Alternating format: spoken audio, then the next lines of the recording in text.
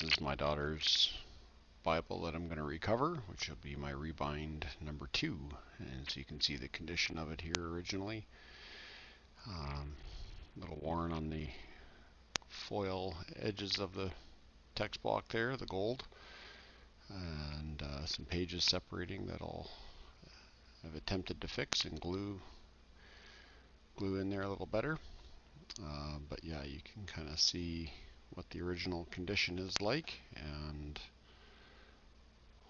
I think turned out better. Okay, and as I'm taking apart my daughter's Bible for my second rebind, you can see it's just a paste down cover, but the book cloth that's on the spine actually was attached to the cover. So you can see there's kind of a hollow there, and the book cloth is attached to the cover.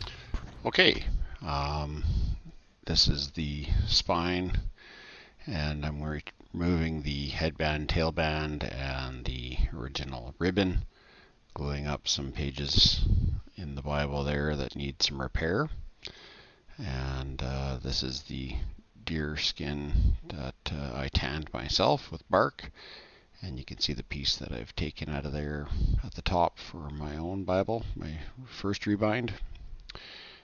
Measuring and cutting out the piece there, and you can see it's got some natural waves to it because of the stretch of the animal, but you can see the really nice grain and the scarring down the right hand side there, now left.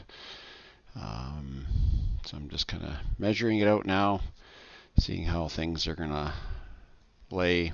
Some of the scarring that here on my Bible is right down the center of the spine of the Bible also, not just the spine of the animal. And measurements on the inside, and I'm skiving out some of the thickness of the leather there to hopefully make it a little thinner on the inside of the spines for the tooling. And hopefully I'll get some more definition there.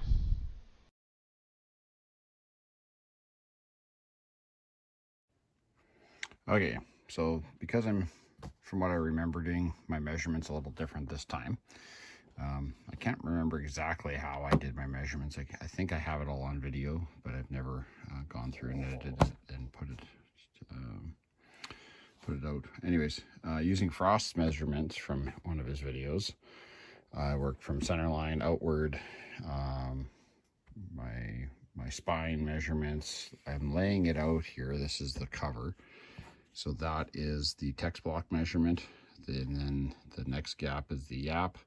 Then this is the fold over, and this is what I'm going to be cutting off here in a few minutes. So this will be the waist. So I've got a 3/8 fold over. So depending on how tight of a fold I can get this with after skiving. See, right now it's pretty chunky and stiff. That I guess we'll see how well it folds over to get it to the line where I want it to. So I guess we'll see.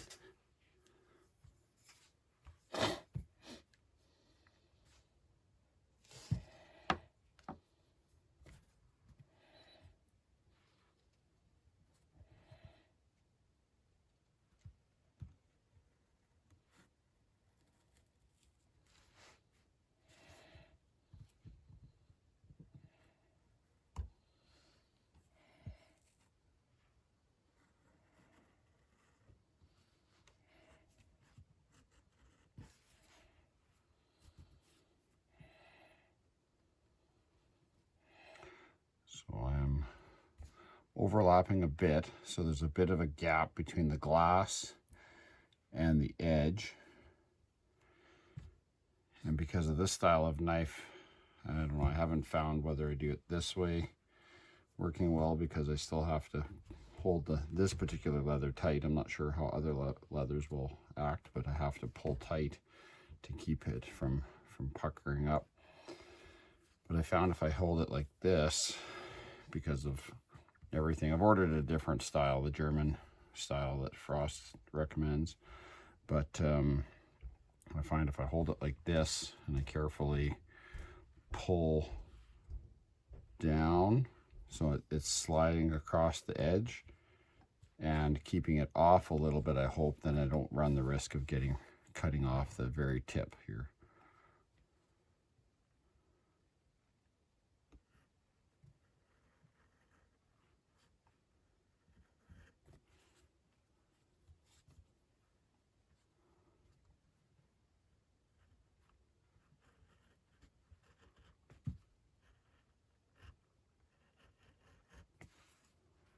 So far, so good.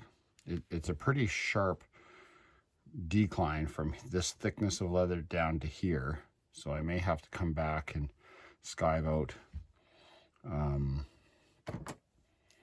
some of this area here just to give it a little bit more, reduce the thickness here. So as it folds over on this line still isn't thick. It's not just this part that I need thin. I need this whole area, including where the line is, to be thin, in my opinion, for this style of leather, just because it's pretty stiff. I don't know if you can see that. It's here, I'll just bring it up. It's pretty thick. And so if I fold it over, if I don't take off that bulge, then it's going to have a pretty thick fold over. So I don't want to just thin off this part where it's going to meet the liner here.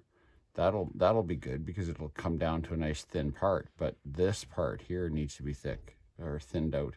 And I think even on the back side, which would be further into where the yap is. So that's my thought anyways. I guess we'll see. Part of this is learning.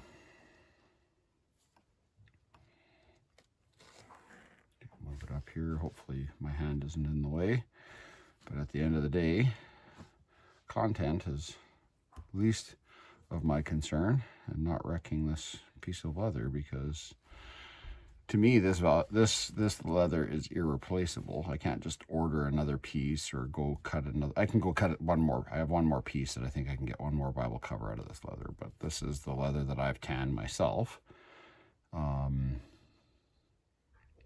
And I think I have some videos on my YouTube channel about that, but it's not comprehensive by any means from beginning to end.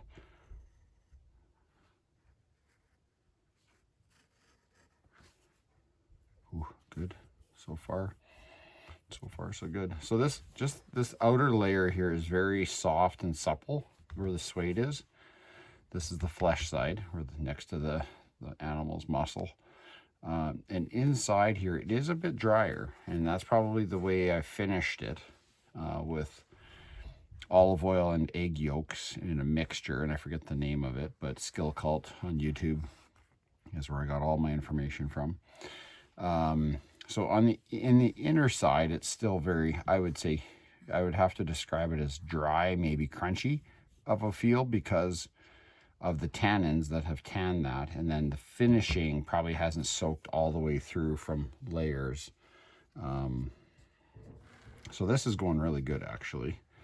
My first attempt at skiving on my first Bible, this one here, this skiving of this Bible cover took me hours and hours. I can't remember exactly. I think I have it written down somewhere, or in a video that's on my laptop somewhere, but stored, and just haven't done anything with it. But I would say hours and hours of time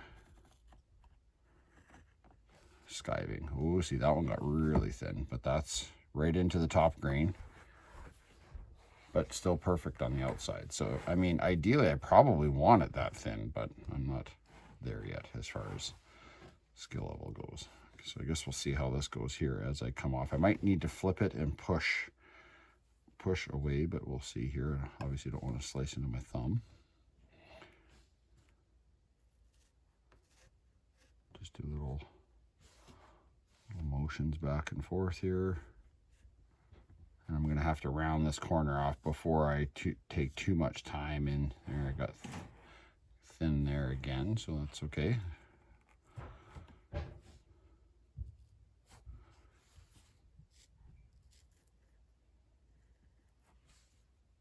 There, that's actually not bad. It did 80% of that side in just a few minutes. I'm going to have to come back, I think, and somehow skive this part here without going thinner there, but and maybe that's where, from what I remember, it's been 10 months ago since I've done that part. Maybe that's what took the majority of the time anyways. Okay, I'm going to try pushing here and seeing how this goes, and maybe I'll like this. Double check I'm not wrecking it here.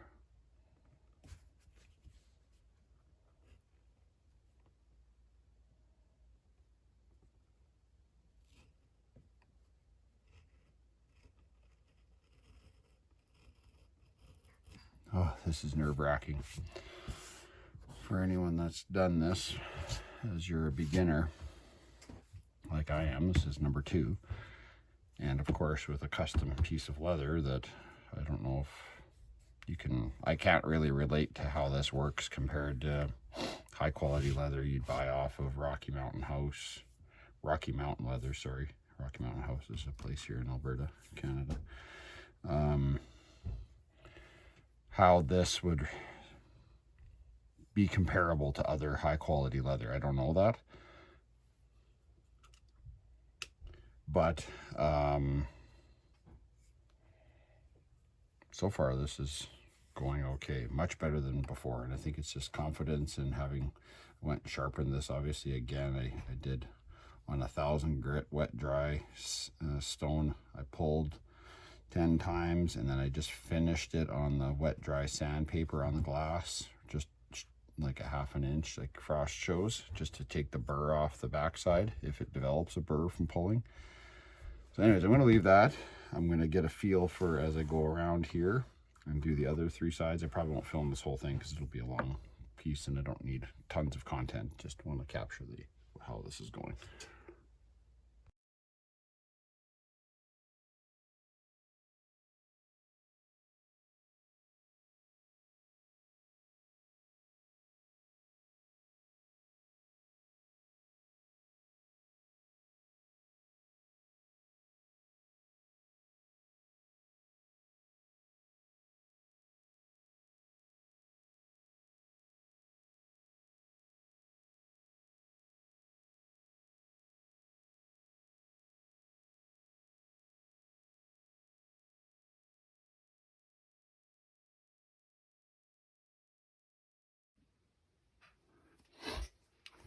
So just one point of conversation here. I guess I'll keep the video close in on that piece here. Just wanted to mention that, okay, I've done pretty much all 4 sides. I still have to come up here and finish this side, pushing upwards, going up that way. But before I forget, from explaining my experience here, and maybe, again, there's lots of video out there, but maybe, you know, who knows, maybe someone will find something I say beneficial like I've learned from so many other people. Big improvement from last time I did this to this time is using a hard flat surface. So I know probably the best thing is a piece of slate or marble. I don't have that. Maybe I'll order one and see when I get it. But for this project, I wanted something today and didn't want to wait. I'm already waiting for some other leather to arrive for the liner. But this hard flat surface, which is glass, like this is tempered glass. It's a countertop cutting board / you can put hot things on here. But the skiving knife slides right along here, this edge, so it does leave just the ever so slightest gap underneath here between the angle of coming up from the glass to the top thickness of your leather. And so the amount of bevel that you push down this way is going to determine how close you get here, and the thinness of this leather here, how acutely you have this angle. So the closer you in to here, you run the risk of cutting out and blowing out a piece. I did that just so slightly right there, as you can see, but this is on the back and back lower part, and so that'll be on the fold over, so hopefully you won't even see it too much. And again, my customer, my daughter in this case, is getting a really good deal. So this is part of the process. Anyways, so the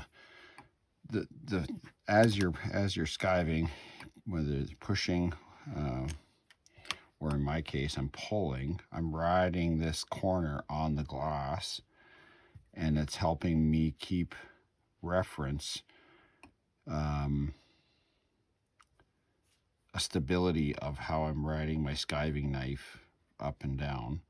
And I imagine if I'm not paying attention, whether I'm out or closer in as I'm coming down, that will determine how much of an angle I'm bringing in closer to the leather, and that very acute point is either going to be out here or really close here. So that will affect how close you're cutting into the leather or away from the leather, the leather's edge. Anyways,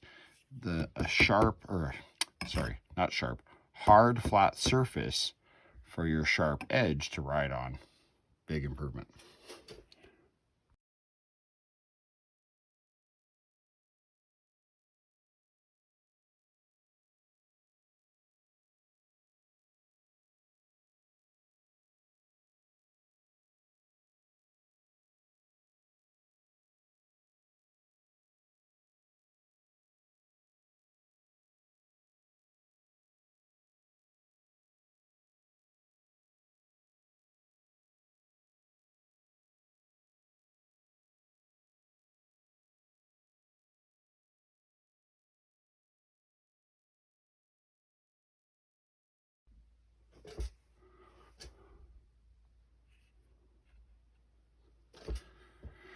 Okay, so again, I've gone around the whole perimeter. I've kind of went around and cleaned up that first bevel that I cut pulling this way with a overlap onto the glass, and I'm only basically catching that fold over area. Now I'm going back here and I'm pushing and I'm trying to catch. So think of it like a mountain, and I'm going to turn my knife this way. The mountain rises up from the glass up here to the thicker leather over here. So it's very thin down on this edge, and it gets thick pretty quick. So now it's a sharp climb, and I'm just trying to flatten that climb out, and I'm going to go further into the rest of the Bible cover. So now I'm just pushing like this, and I'm not putting any pressure here, but I'm trying to put pressure in the middle of the skiving blade, if that makes sense, because I don't want to gouge here and take off any thinner here yet. I want to just take off that edge of the mountain, and I want to flatten it out to a gentler slope that extends further into this area, if that makes sense.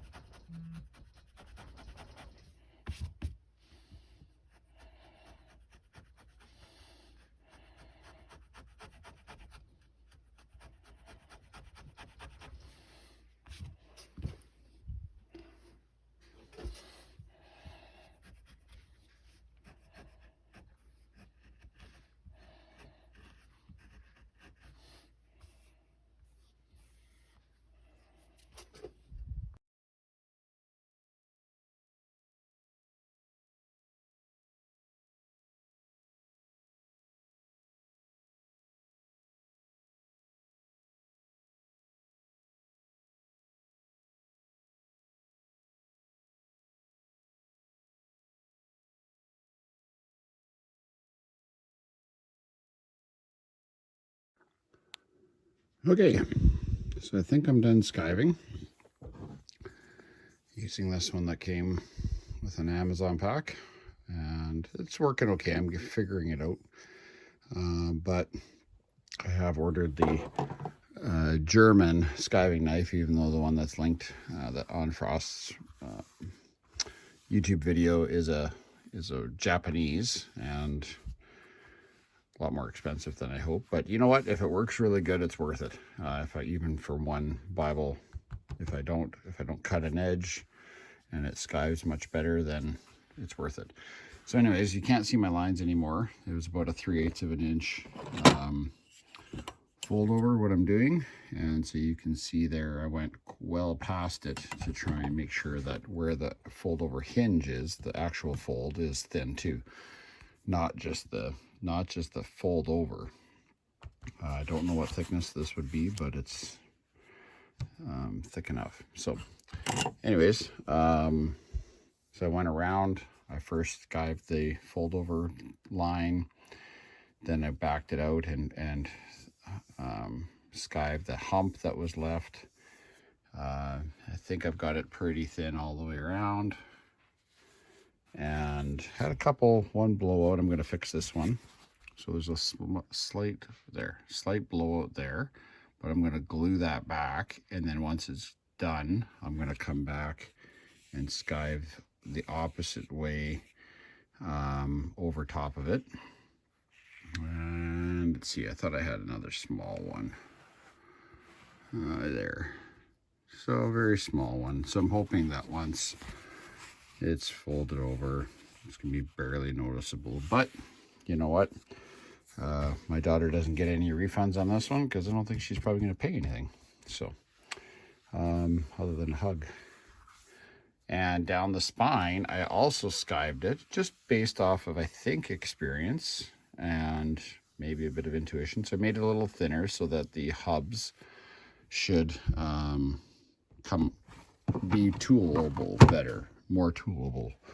So you can see here, I did a wide spine, or sorry, wide hub, and because the leather is thick, it kind of spread it out quite a bit.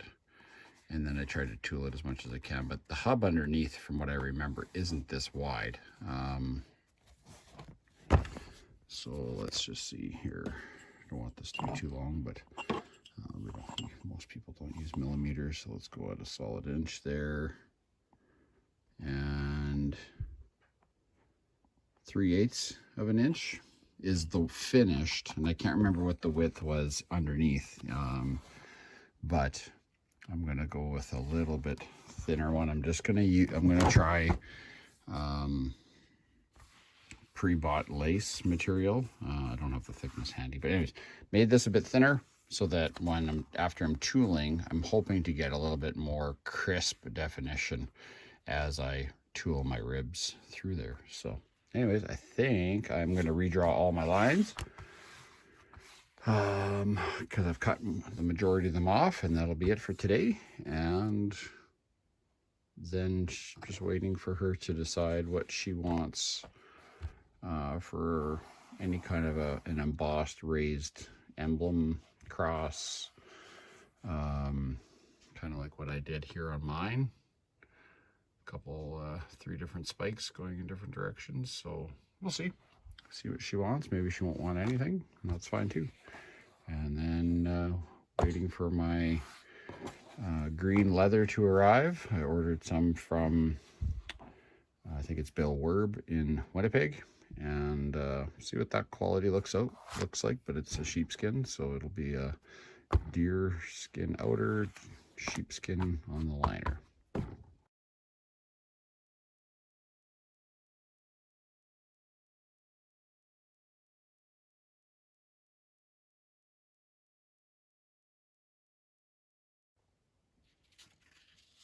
So that should go something like that. Okay, just cutting out the liner here, which is sheepskin, dark green, and then cutting off the corners there. I used a nickel for the radius of the corner.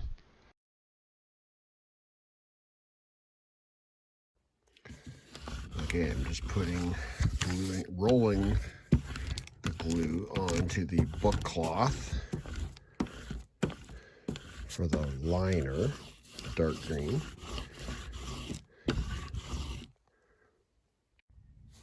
Liner only with the cloth backing, that'll go in between. Just kind of getting things lined up. So a very minimal yap as per my daughter's request.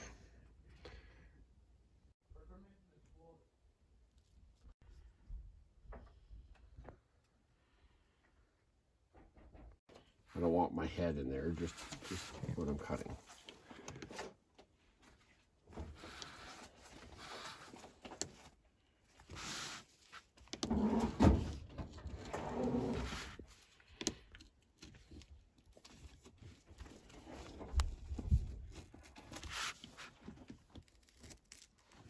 That's good.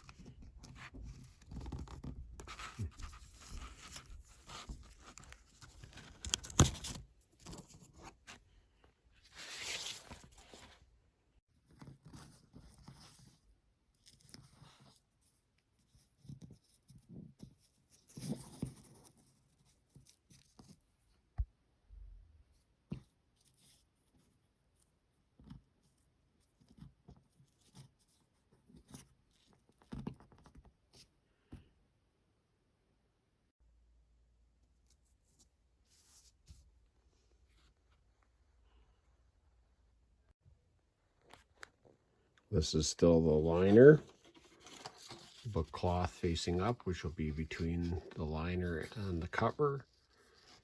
Then I'm going to put some muslin, 90 something, 90. I'll have to pull that up. Okay, so this is the liner with the cheesecloth on this side, liner on the bottom against the cutting mat. This embossing crossface has been glued to that. This is the slit for the text block.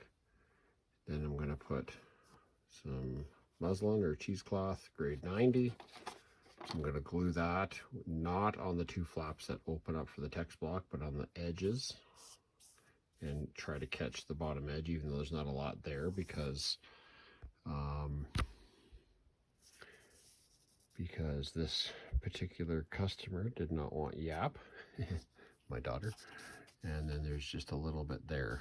So I'm going to try and catch that with some glue, and then once that's on there, then I'm going to put the ribs that I've put to some very thin cardboard, and that's going to be facing upward, which is towards the leather like this, which is going to go on top of there, and then I will tool the ribs and tool the cross and the word faith, and that will then be the next step, I believe. Okay, and before I put on the rib piece here, I got the cheesecloth or the muslin going across, but I didn't want that once I glue this to the cheesecloth to make it a nice structure. And I'm trying to replicate Jeffrey Rice's newer process just by seeing some photos and anxiously anticipating his new video on that. But I put a piece of parchment paper between the leather and the book cloth in black, between there and this muslin, just so when later on that those flaps can then open towards my table right now, which should be towards the text block, without glue touching them. So I'm hoping that once this dries and I take this off and flip it, that I can flip it over and those flaps will open up for the text block. Okay, try and do this one-handed. Try to align this the best I can here. So I made some marks on the green tape outside of the cover here, so I can hopefully be able to see center of that. And so now this little piece of cardboard is getting glued down to the muslin cheesecloth. Kind of a higher grade, higher quality knit.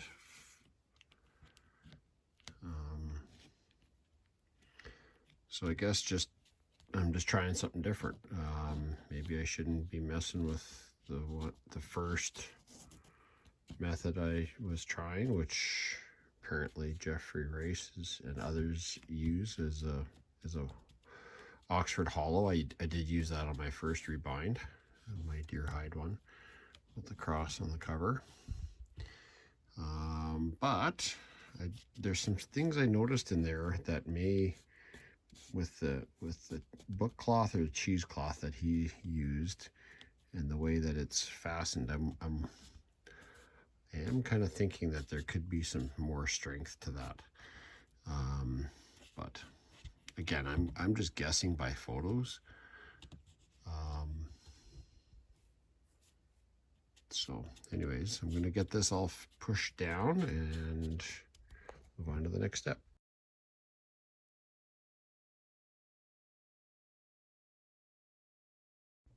Okay, I just glued this side and the spine. I'm going to now wipe off my excess. Okay, now I've glued this side, so the whole thing is glued and pasted down. I rollered with the roller as much as I could. And now I'm going to start flipping it over here, and I'm going to start tooling the ribs and the cross and the faith while that glue is still moist inside the leather.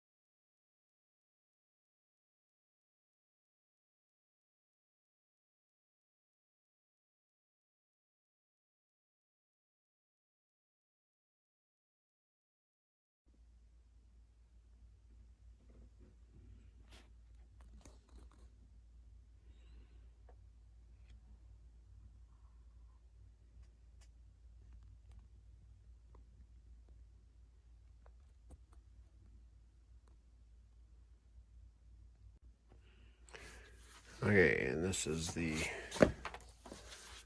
outside, this is the inside. I've got the parchment paper still in there for now, which I'll remove. And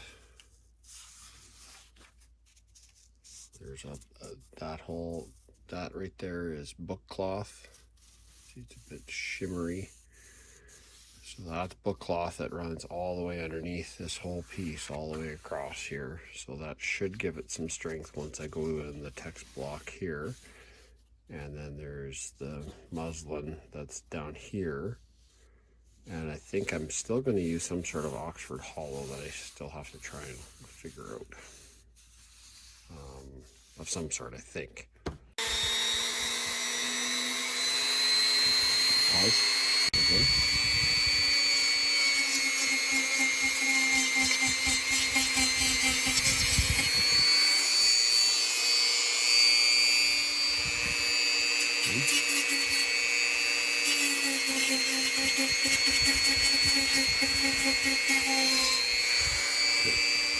Okay, I used the Dremel. I brought down the outer cover thickness a little bit right up to the liner.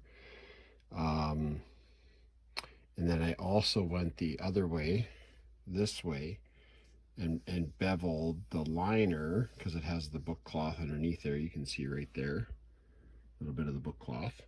And I beveled that down so as I fold it over, it should be even less thick, hopefully. And I just kind of went by feel, and wherever it felt a little thicker where it didn't bend as well, then I went down a little thinner there. Now I wet my cover just a little bit with just water just to moisten it, because this leather is actually kind of stiff and kind of crunchy or dry. I wet it just initially, and now I'm putting on my PVA glue and I'm going to fold over. Okay, so first fold over, I just kind of wet it down. Zoom right in. I got a little bit of glue to clean off still, because on my first one you can see little crunchy bits. But yeah, so far I'm much happier with this. Just a little bit of dampness on the leather. Let's see if that comes back into focus. It really helped with, like, I can even pull it up and stretch it onto the liner. Now it's already starting to set just within about 2 minutes here, but that part got a little thin, but so there you can see that I'm actually stretching it up and getting it to where I want it. And I'm just I'm going to take my time and do one side at a time here. I'm not going to rush and jump onto another side, but anyways.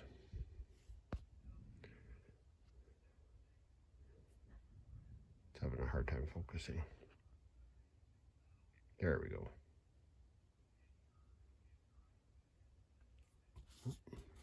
Glue that back down. All right.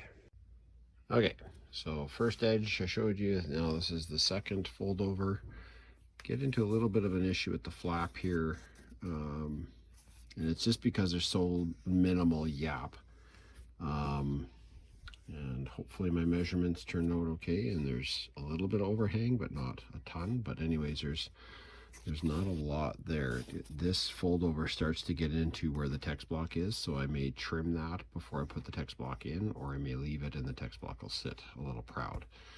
But anyways, so this is my fold over. The glue is still movable, so I'm just kind of watching it as it sets, checking on it. But as let me just flip it around here and zoom right in. That's the thickness of it, so it's looking pretty good. It might be, you can tell that is nice and thin, a little thicker. So, but that's just for reference. That's my fingernail.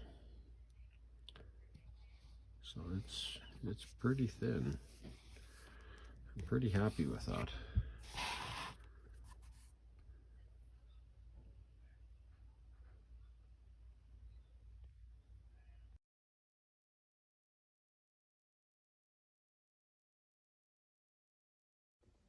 Okay, so the fold over is done, and my corners are done. And again, I learn something every time. So my corner, the leather pushed in this far, way too far, probably because the radius that I cut was probably too thick here. It should have been a certain thickness, and then as you get into the radius, the radius probably should narrow and then come back out, because as I fold it over and it starts to pucker and pleat, it seems to overlap here a little bit more. Hard to say if that's the reason or not, so I'm curious. Same with here, there a little bit, and definitely there. Now I guess I could probably try and cut that. I just don't want to cut into the layer below, so it's good enough. This side here, I noticed that I had glued this edge a little too far into the corner and had a little difficulty trying to get it to do my pleats evenly, but not bad. I'm okay with it. So yeah, next is probably either probably stamping and then stitching.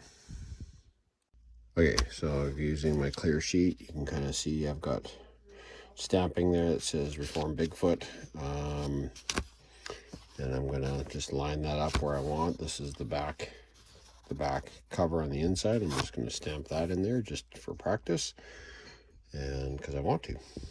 And so this is how I'm lining it up, and I'm gonna now tape my Bible cover to the board on the bottom.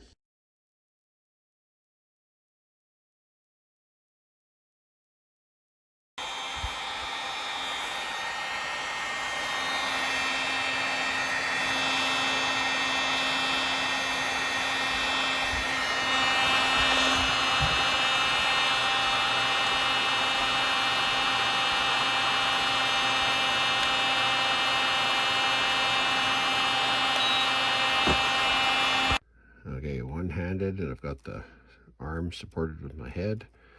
So I just gave it a quick press, hard but firm, hard but quick, maybe 1 to 2 seconds. Nice, I like it.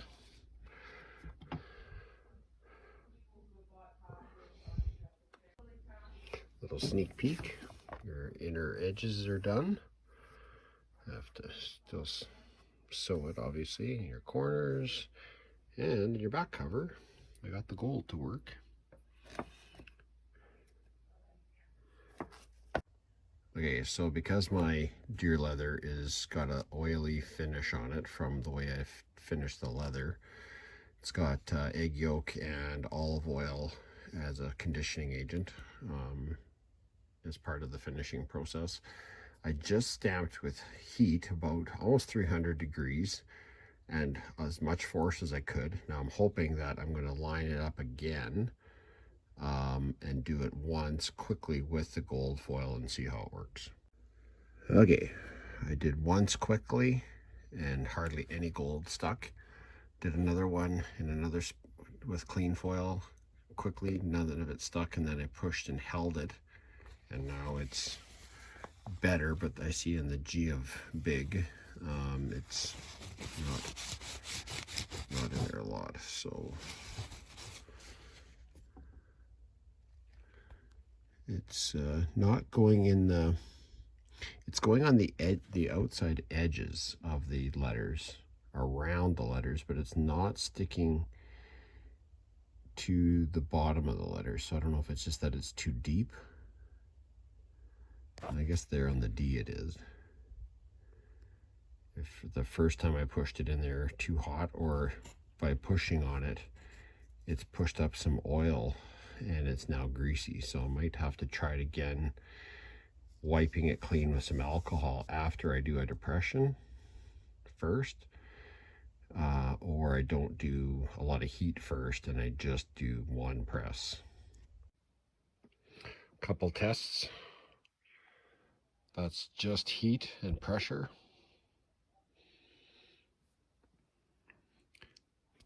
This has been cleaned and rubbed out vigorously with soap, water, then alcohol on the leather, and then stamped.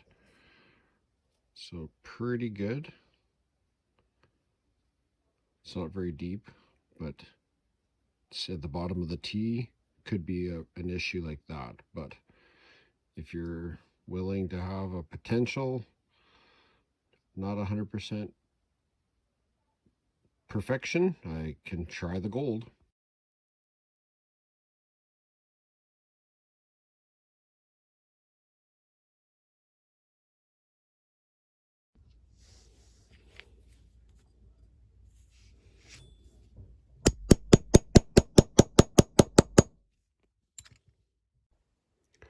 Okay, this is what I got done yesterday. I forgot to really track how long it took me, but started at this side, went down here,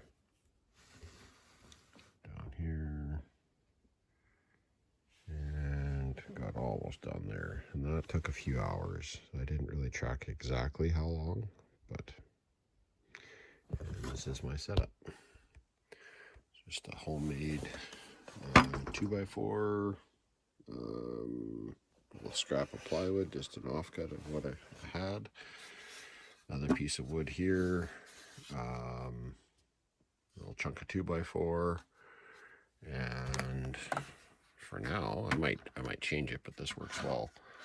It's quick and easy. I just use a quick clamp, and one side has a hinge. I just use a scrap of piano hinge, and this side is all fixed. And I just added this yesterday because at first I was using the awl to punch some holes or widen them a bit. And anyways, just put my leather in there and clamp it.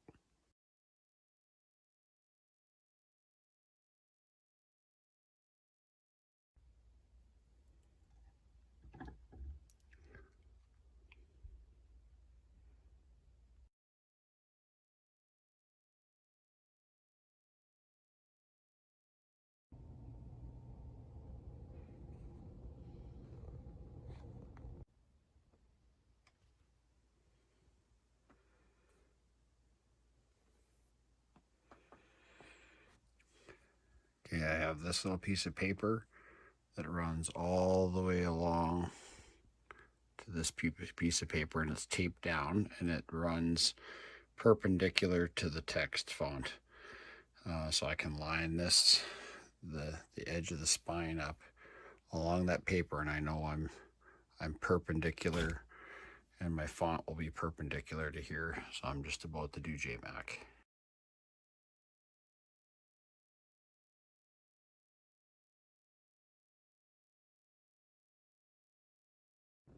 Okay, I did some sanding on the text block, and I got rid of almost all of the gold. There's a couple little sections where the pages were further recessed in, but for the most part, it's good enough. You can see there's the odd spot, but I think it'll be a lot more consistent and good enough.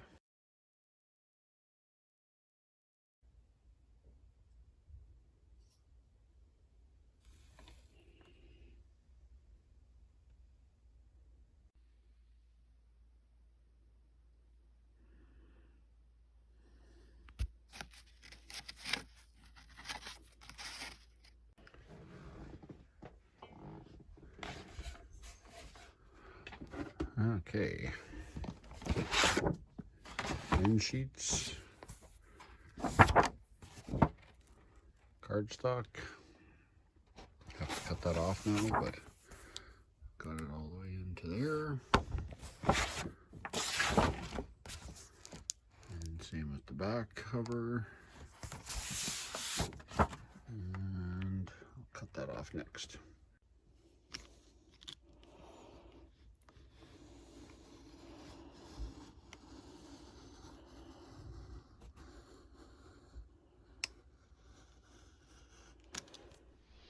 Well, now it's all done.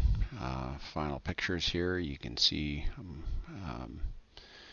stitching much better this time. The stamping turned out pretty good, and the app isn't consistent there for the top and bottom compared to the sides there. But that's where I think you need a little bit extra going from left to right. But yeah, overall for my second rebind, I'm quite happy with how it turned out. and just a green page liner there to try and match the green ink on the edge of the pages there. And I numbered it. I'm going to try and stick doing this so it's numbered number 2. So there's all the scarring on the back, the character that comes with it being a natural deer hide, and you can see the yap there isn't quite the same, but lessons learned. And I'll add a little bit more for the left to right measurement in the future, and hopefully it'll get better. Thanks for watching.